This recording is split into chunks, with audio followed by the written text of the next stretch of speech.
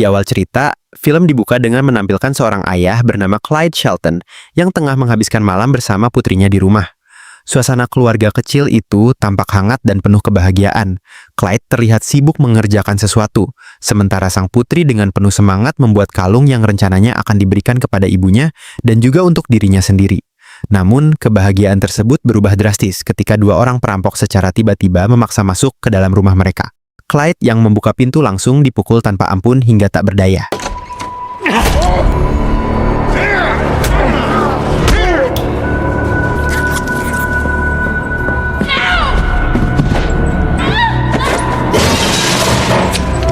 Ia kemudian diikat dan mulutnya dilakban.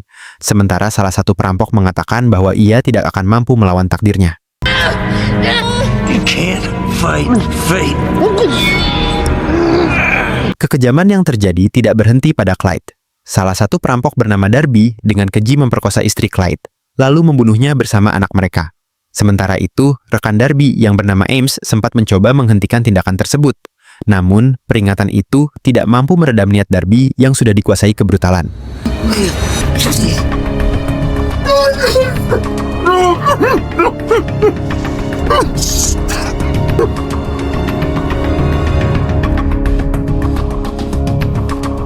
It's cool. Kids like me.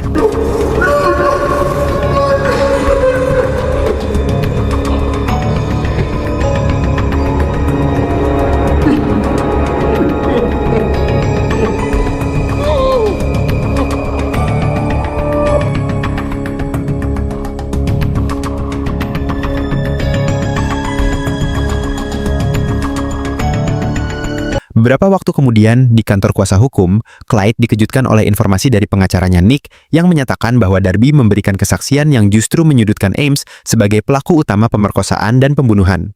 Ironisnya, Darby yang sebenarnya menjadi otak kejahatan tersebut hanya dijatuhi hukuman 5 tahun penjara. Sedangkan Ames justru divonis hukuman mati setelah menjalani masa kurungan selama 10 tahun. Clyde sempat berusaha memperjuangkan keadilan dengan menyerahkan bukti berupa hasil tes DNA serta berbagai pembelaan lainnya. Namun, semua upaya tersebut tidak membuahkan hasil karena jaksa menolak menjadikannya sebagai bukti yang sah. Please don't make it do this. Please don't make it do this, man. He's God, I'm almost sorry. The deal is done. I'm sorry. I made the deal. Di ruang sidang, Bill sebagai kuasa hukum Darby berhasil menjalankan tugasnya dengan sangat baik, sehingga kliennya hanya menerima hukuman ringan. Putusan tersebut jelas menguntungkan Darby, yang tampak puas dengan hasil persidangan. Dengan sikap angkuhnya, Darby bahkan sempat mengatakan kepada Nick bahwa pihak Clyde tidak akan mampu melawan takdir. Ia juga dengan santai mengulurkan tangan kepada Nick di luar ruang sidang, tepat saat para wartawan mulai mengerubungi mereka untuk meminta keterangan. Momen itu secara tidak sengaja disaksikan oleh Clyde dari kejauhan, yang semakin menambah kemarahannya. Ia merasa sistem hukum telah gagal memberikan keadilan, dan mulai meragukan integritas orang-orang yang terlibat, termasuk Nick, yang dianggap tidak bersungguh-sungguh dalam menangani kasus tersebut. Waktu pun berlalu hingga 10 tahun kemudian. Hari itu menjadi momen pelaksanaan eksekusi mati bagi Ames. Namun, eksekusi yang seharusnya berlangsung cepat dan tanpa rasa sakit, justru berubah menjadi tragedi mengerikan. Ames mengalami penderitaan luar biasa. Tubuhnya bereaksi tidak normal hingga terjadi kerusakan pada sistem peredaran darah. Sebelum akhirnya ia meninggal dunia dalam kondisi yang menyiksa.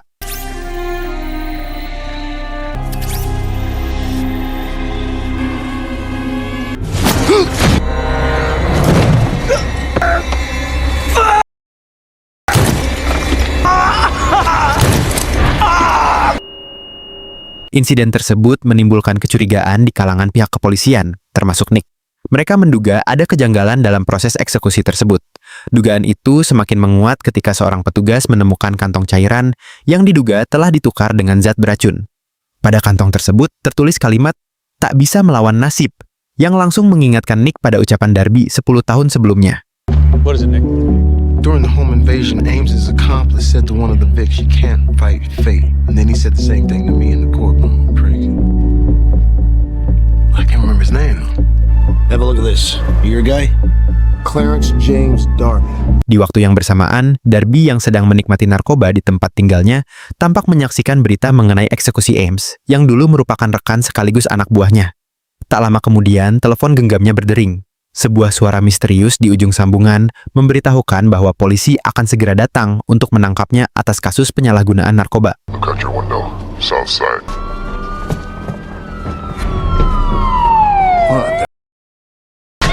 Darby yang diliputi rasa takut segera mengambil pistolnya dan bergegas meninggalkan tempat tersebut. Sambil bergerak, ia terus menuntut penjelasan mengenai identitas sosok misterius yang berbicara dengannya melalui telepon. Namun, suara di seberang justru memotong ucapannya dan menegaskan bahwa ia berniat menolong Darby. Bahkan, penelepon itu mengarahkan Darby menuju sebuah gedung bekas pabrik, seraya mengatakan bahwa ia telah melumpuhkan seorang polisi di sana, dan Darby dapat menggunakan senjata milik polisi tersebut untuk melindungi dirinya. Setibanya di lokasi yang dimaksud, Darby segera memasuki mobil yang disebutkan dan mengambil pistol yang tersedia. Tanpa ragu, ia langsung menodongkan senjata tersebut kepada polisi yang berada di dalam mobil, memaksanya untuk segera membawanya pergi dari tempat itu. Hey, get easy. Let's go. Let's go! I get in the gear, shithead, now! Do it! Go, go, go!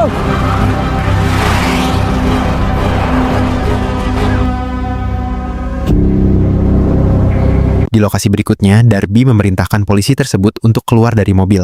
Ia tampak bersiap mengeksekusi pria itu. Polisi tersebut sempat memohon agar nyawanya diampuni, dengan alasan bahwa ia masih memiliki keluarga yang harus dinafkahi. Namun, Darby tidak menunjukkan sedikitpun empati.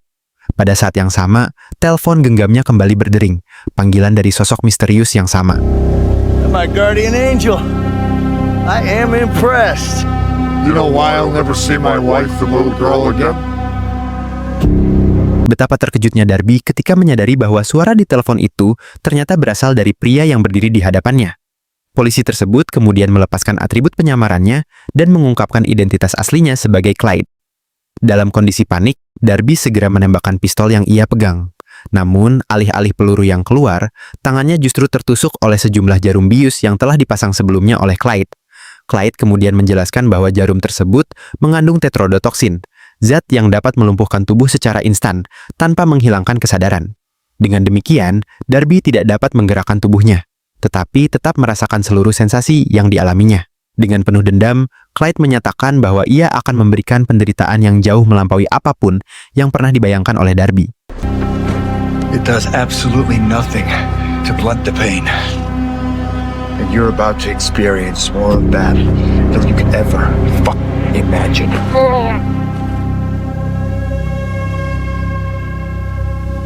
Di sebuah gudang, Clyde, yang pada awal cerita digambarkan sebagai sosok ayah yang penyayang, kini menunjukkan perubahan drastis dalam kepribadiannya. Ia tampak seperti seorang psikopat yang memiliki pengetahuan luas, termasuk dalam bidang medis. Namun, alih-alih menggunakan pengetahuan tersebut untuk menyembuhkan, ia justru memanfaatkannya untuk menyiksa Darby. Clyde menyuntikkan larutan garam dan adrenalin guna memastikan Darby tetap sadar selama proses penyiksaan berlangsung. Seluruh kejadian itu direkam menggunakan kamera. Tak lama kemudian, Clyde mengenakan topeng las dan mulai menggerinda kaki Darby, sementara kamera terus merekam setiap detik aksi tersebut.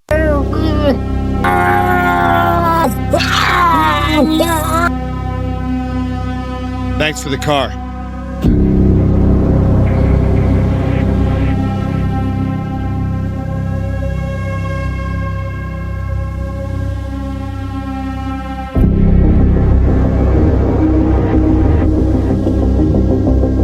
Entah apa yang sebenarnya direncanakan Clyde, aksinya terhadap Darby dengan cepat terendus oleh pihak kepolisian. Bahkan, saat polisi menggerebek rumahnya, Clyde tidak menunjukkan perlawanan sedikit pun. Ia justru tampak tenang saat ditangkap.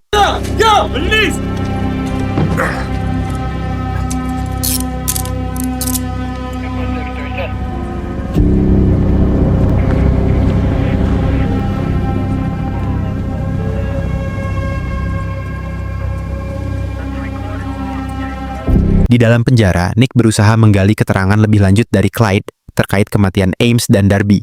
Namun, Clyde bersikap acuh tak acuh terhadap pertanyaan-pertanyaan tersebut. Ia bahkan mengajukan permintaan yang terkesan sepele, yakni meminta kasur baru karena merasa tempat tidurnya tidak nyaman. Clyde menyatakan bahwa ia hanya akan memberikan informasi jika permintaannya dipenuhi. Awalnya, Nick menolak permintaan tersebut.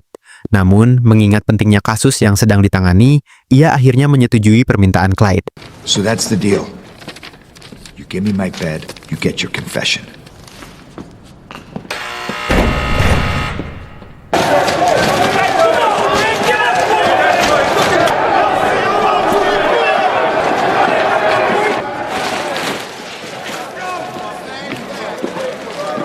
Di saat yang sama, Nick menerima telepon dari istrinya yang mengabarkan bahwa anak mereka mengalami syok berat setelah menonton sebuah video penyiksaan dan pembunuhan Darby yang dikirim oleh seseorang tak dikenal.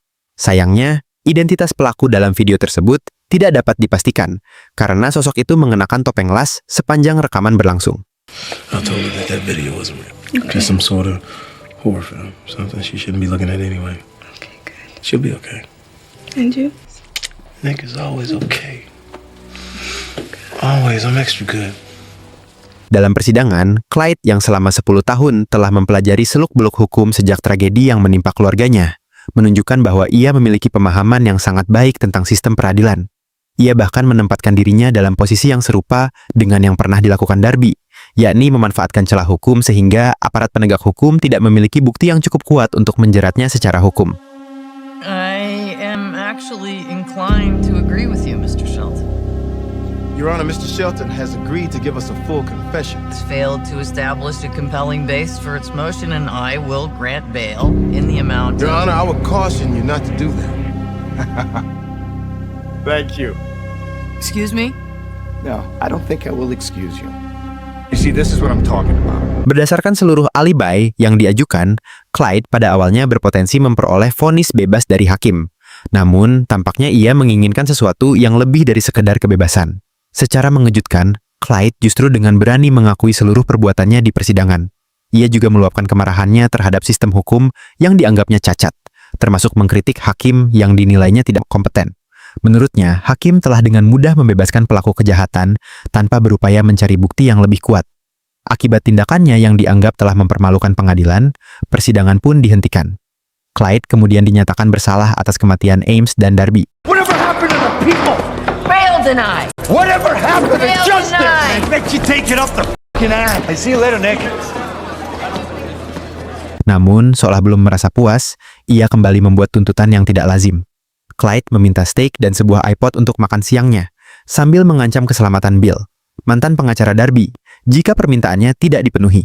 Menyadari potensi bahaya yang mengancam, Nick dan pihak kepolisian akhirnya menyetujui permintaan tersebut. Namun, mereka meremehkan keseriusan ancaman Clyde dengan sengaja datang terlambat 8 menit dari waktu yang telah ditentukan. Clyde pun hanya mengingatkan bahwa ia tidak dapat menjamin keselamatan Bill.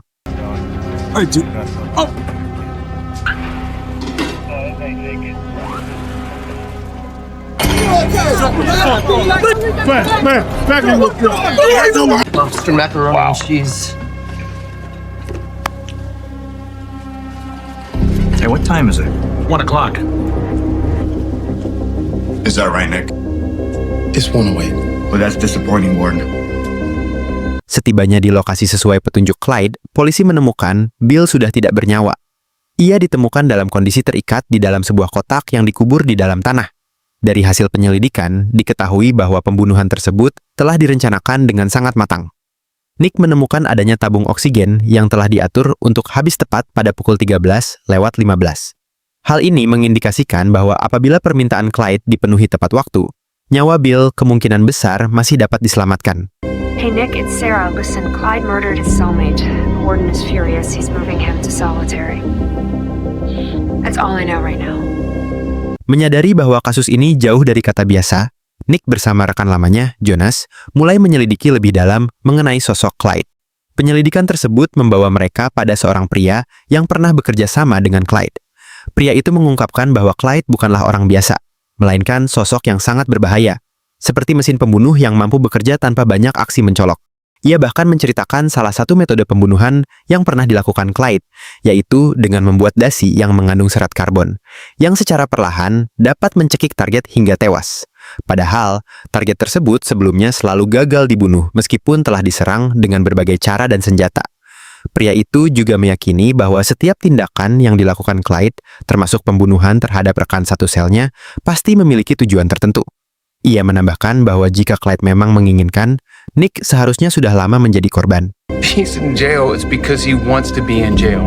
He's a born tactician. Every move that he makes, it means something. Anybody who had anything to do with that case, he's gonna be coming after you. If Clyde wants you dead, you're dead. Berbekal informasi tersebut, Nick segera meminta pengamanan tambahan di sekitar rumahnya dengan menempatkan mobil patroli, karena ia mulai khawatir terhadap keselamatan keluarganya. Ia juga membahas kemungkinan pemberian hukuman yang lebih berat bagi Clyde dengan hakim bernama Laura. Namun, nasib tragis justru menimpa hakim tersebut. Laura, yang sebelumnya juga terlibat dalam putusan kasus kematian istri dan anak Clyde, tewas seketika ketika ponsel yang digunakannya tiba-tiba meledak di hadapan Nick dan Jonas. Okay. I'm game. Wait, you gonna take that? After all the grief you've given me over cell phone? Well, that's one of the benefits of being a judge, Mr. Rice. I can pretty much do whatever I want. Hello? Oh my God. Menyadari eskalasi ancaman yang semakin berbahaya, Nick kembali menginterogasi Clyde terkait aksi terbarunya. Ia menegaskan bahwa balas dendam yang dilakukan Clyde tidak akan membawa arti apapun bagi mendiang istri dan anaknya. Namun, Clyde berdalih bahwa semua tindakannya dilakukan demi memperbaiki sistem hukum yang selama ini dianggapnya rusak. Clyde kembali mengajukan tuntutan kepada Nick, kali ini dengan skala yang jauh lebih besar. Ia menuntut agar seluruh tuduhan terhadap dirinya dicabut dan ia dibebaskan sebelum pukul 6 pagi keesokan harinya. Jika tidak, ia mengancam akan membunuh semua orang yang berada di tempat tersebut. Nick tentu menolak permintaan itu. Sebagai langkah pencegahan, ia memutuskan agar seluruh staf tetap berada di lokasi dan tidak pulang ke rumah masing-masing hingga pukul 6 pagi. Ia berharap dengan cara ini, keselamatan mereka dapat terjamin, meskipun ancaman Clyde masih membayangi. Namun, keadaan justru berbalik tragis. Setelah waktu menunjukkan lewat pukul 6 pagi dan tidak terjadi apapun, para staf yang mulai bersiap pulang justru menghadapi nasib buruk. Satu persatu, mobil yang terparkir di area penjara tiba-tiba meledak, menewaskan mereka dalam sekejap. I don't know how this one's gonna turn out, Nick. We're gonna stop and that's how it's gonna turn out.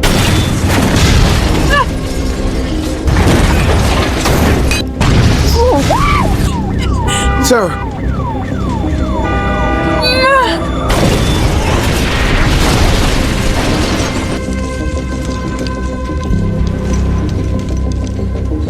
Peristiwa ini semakin menegaskan bahwa Clyde telah merancang semuanya dengan perhitungan yang sangat matang. Namun, secara mengejutkan, dari sekian banyak kendaraan yang meledak, hanya mobil milik Nick yang tetap utuh tanpa kerusakan sedikit pun. Setelah dilakukan pemeriksaan, diketahui bahwa seluruh mobil lain telah dipasangi bahan peledak di dalam tangki bahan bakarnya. Namun, hal tersebut tidak ditemukan pada mobil milik Nick, yang sama sekali bebas dari perangkat peledak. Keesokan harinya, saat hendak menghadiri pemakaman rekan-rekannya yang menjadi korban ledakan, Nick sempat berhadapan langsung dengan Clyde. Dalam luapan emosinya, Nick memukuli pria tersebut karena tidak terima atas rangkaian aksi keji yang telah dilakukannya. Should have taken my deal.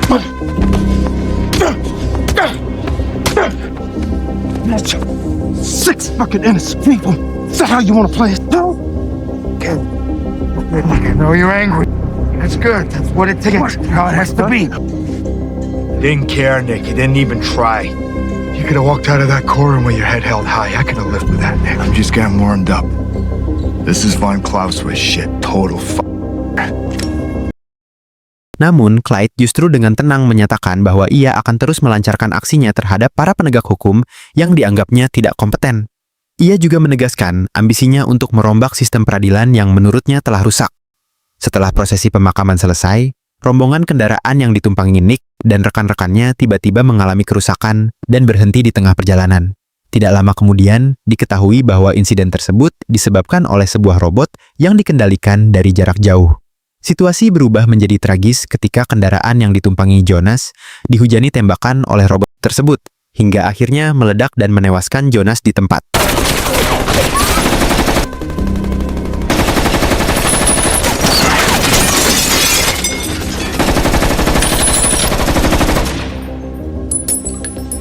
Nick! Shoot it!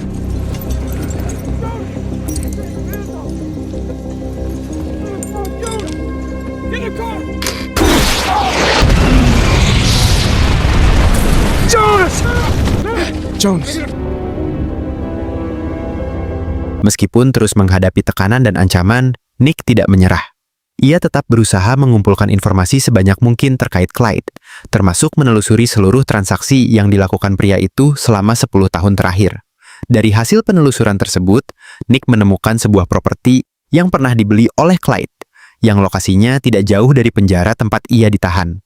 Bersama timnya, Nick mendatangi lokasi tersebut dan mendapati berbagai peralatan yang diduga digunakan Clyde untuk merancang aksi-aksinya. Di dalamnya juga ditemukan sejumlah perlengkapan militer. Tidak hanya itu, mereka juga menemukan sebuah terowongan rahasia yang mengarah ke jalur bawah tanah dan terhubung langsung ke setiap sel penjara. Penemuan tersebut membuat Nick menyadari bahwa Clyde tidak lagi berada di dalam selnya. Dugaan itu semakin kuat setelah ditemukan catatan yang mengindikasikan bahwa Clyde sedang merencanakan serangan berikutnya, yaitu meledakkan gedung balai kota. Tanpa membuang waktu, Nick dan timnya segera menuju lokasi yang diyakini sebagai target berikutnya. Pada saat yang sama, Clyde terlihat telah berhasil memasuki gedung balai kota dan memasang sebuah bom dengan daya ledak besar.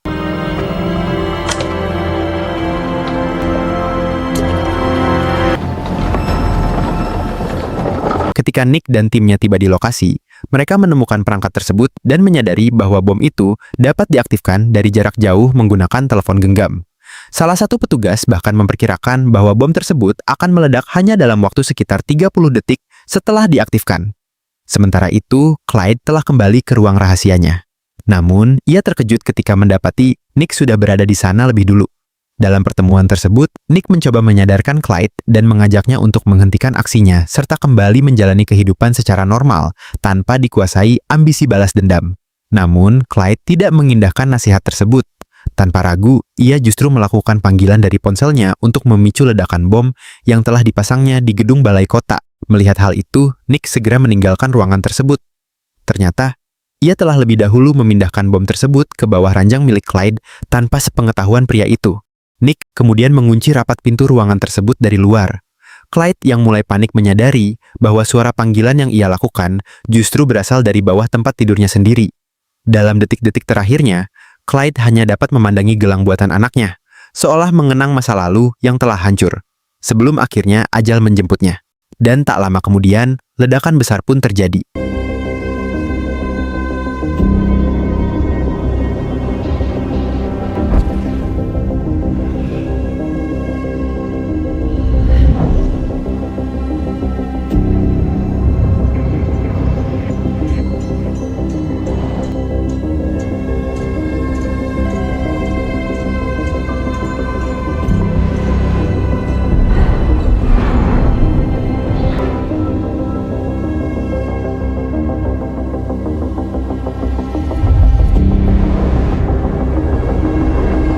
Di akhir cerita, Nick menyadari bahwa seluruh tindakan yang dilakukan Clyde berakar dari keinginannya untuk memperbaiki sistem hukum yang dianggap tidak adil. Peristiwa tersebut meninggalkan kesan mendalam bagi Nick, yang kemudian berjanji untuk memperjuangkan sistem hukum yang lebih baik, di mana keadilan dapat ditegakkan bagi semua pihak.